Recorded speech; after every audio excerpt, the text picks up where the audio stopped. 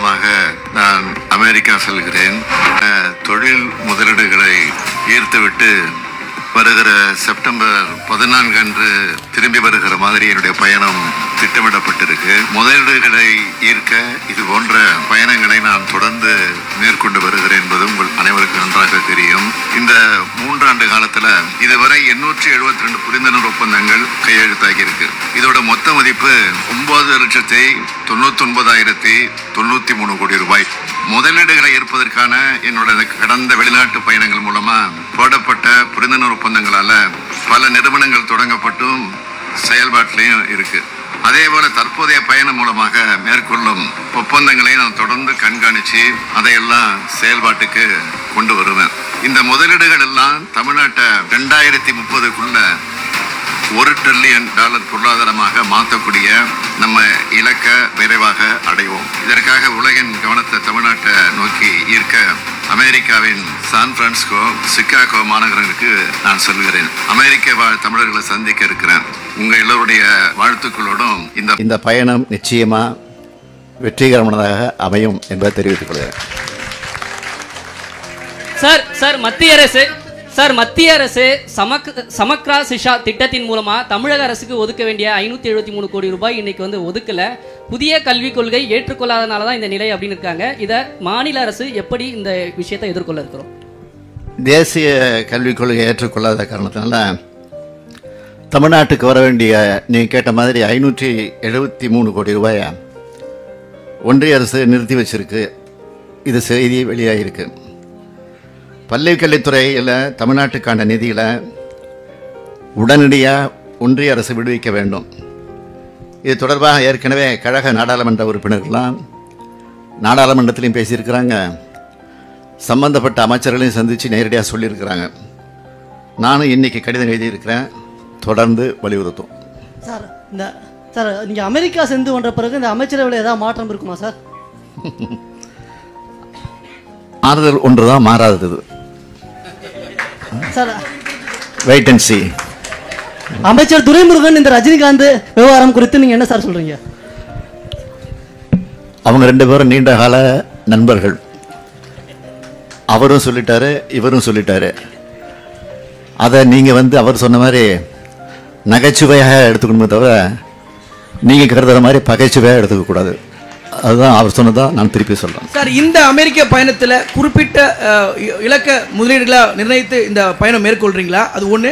இன்னொன்று, 43 ஆண்டுகளுக்கு பிறகு முன்னாள் முதலமைச்சர் சிகாகோ மாநாட்டில் தமிழர்களை சந்தித்து பேசினார். 43 வருஷம் கழிச்சு நீங்களும் அங்கே தமிழர்களை சந்தித்து பேசியிருக்கீங்க. அது எத்தகைய மகிழ்ச்சியை உங்களுக்கு தருது?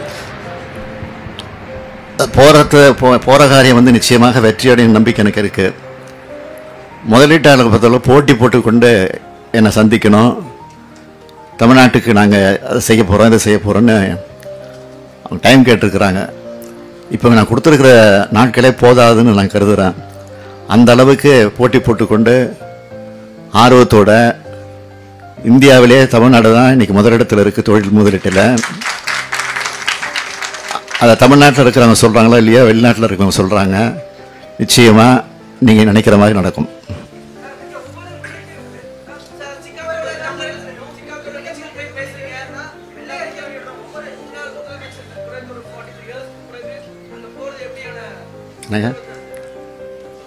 முதலீட்டை ஈர்ப்பதற்காக மகிழ்ச்சியோடு போகிறேன், உறுதியோடு போகிறேன். எனக்கு மனநிலை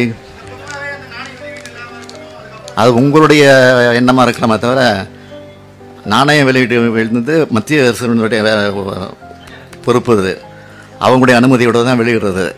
அதனால அந்த மரியாதை அடிப்படையில் அந்த முறைப்படி அவங்கள அழைச்சோம், வந்தாங்க, வெளியிட்டு போனாங்க. அதான் விஷயம்.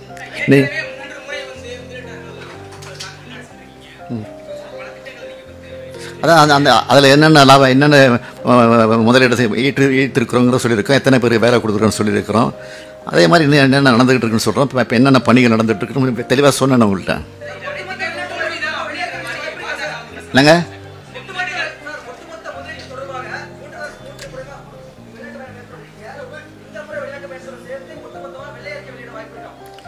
வெள்ளை அறிக்கை அது வெளியிடுறது மரபு கிடையாது பொதுவாக. காரணம் பல மாநிலங்கள்லேருந்து அந்த முதலீடு பெறத்துக்கு போட்டி நடந்துகிட்டு இருக்கு. அதனால் அதை விரும்ப மாட்டாங்க. ஆனால் முதலீடு முழுமையாக வந்ததுக்கு பிறகு நாங்கள் வெளியிடுறோம். நிச்சயமாக அறகுறையாக சொல்லிட்டு இருக்க முடியாது. கடந்த ஆகஸ்ட் 21 அன்று நடந்த தமிழ்நாடு முதலீட்டாளர் மாநாட்டில் ஜப்பானின் மிட்சுபா மற்றும் சட்ராக் நிறுவனங்களோட திட்டங்கள் அமைக்கிறதுக்காக அடிக்கல் நாட்டியிருக்கேன். 3540 கோடி ரூபாய் மதிப்பிலான 3 திட்டங்கள் பல்வேறு முன்னேற்ற நிலையில் இருந்துகிட்டு இருக்கு. 438 கோடி ரூபாய் மதிப்பிலான 2 விரிவாக்க திட்டங்கள் விரைவில் செயல்படுத்தப்படக்கூடிய நிலையை அடைந்திருக்கு. 2100 கோடி ரூபாய் மதிப்பிலான 4 திட்டங்களை பொறுத்த வரைக்கும் அந்தந்த நிறுவனங்களோட தொழில் முதலீட்டு சூழல் காரணமாக சிறிய தாமதம் ஏற்பட்டிருக்கிறது. நாங்கள் கையெழுத்திட்ட ஒப்பந்தங்கள் அனைத்தும் துரிதமான நிலையில் செயல்படுத்தப்பட்டு வருதுன்னு ஆதாரபூர்வமாக சுட்டி காட்டத்தான் இதெல்லாம் நான் விரிவாக இங்கே குறிப்பிட்டேன். அதனால தான் இது போன்ற பயணங்கள் மிக மிக முக்கியமானவை.